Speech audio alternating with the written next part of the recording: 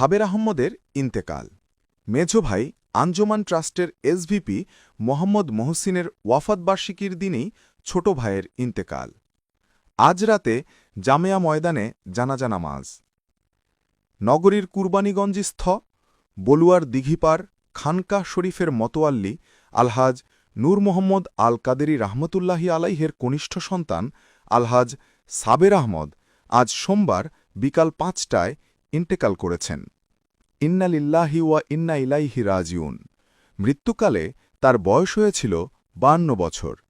তিনি স্ত্রী, এক ছেলে, এক মেয়ে রেখে যান। মৃত্যুর আগে গত রবিবার বিকাল ৪টায় তিনি ব্রেন স্ট্রোক করেন। এরপর তাকে নগরীর একটি বেসরকারি হাসপাতালে ভর্তি করা হয়। সাবের আহমদ গাউসে জামান আল্লামা হাজ কারি সৈয়দ মোহাম্মদ তৈয়ব শাহ রহমতুল্লাহি আলাইহের প্রধান খলিফা নূর মোহাম্মদ আল কাদেরী রহমতুল্লাহি আলাইহের কনিষ্ঠ সন্তান। আঞ্জুমান ট্রাস্টের সাবেক সিনিয়র ভাইস প্রেসিডেন্ট আলহাজ মোহাম্মদ মহসিন রহমতুল্লাহি আলাইহের ছোট ভাই। তিনি গাউসীয় কমিটি বাংলাদেশ চট্টগ্রাম মহানগরের সাবেক সহ-সভাপতি।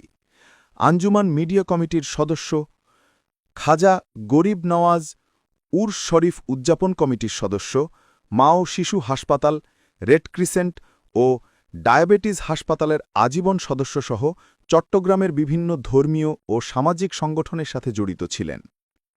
আজ রাতে জামেয়া আহম্মদিয়া আলিয়া কামিল মাদ্রাসা ময়দানে আউলাদে রাসুল আল্লামা সৈয়দ মোহাম্মদ সাবির শাহ মুদ্দাজিল্লুহুল আলী জানাজার নামাজের ইমামতি করবেন।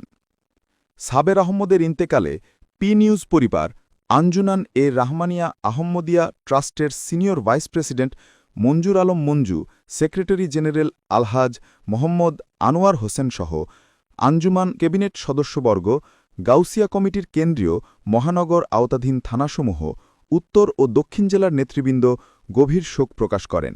P News TV, Chittagong.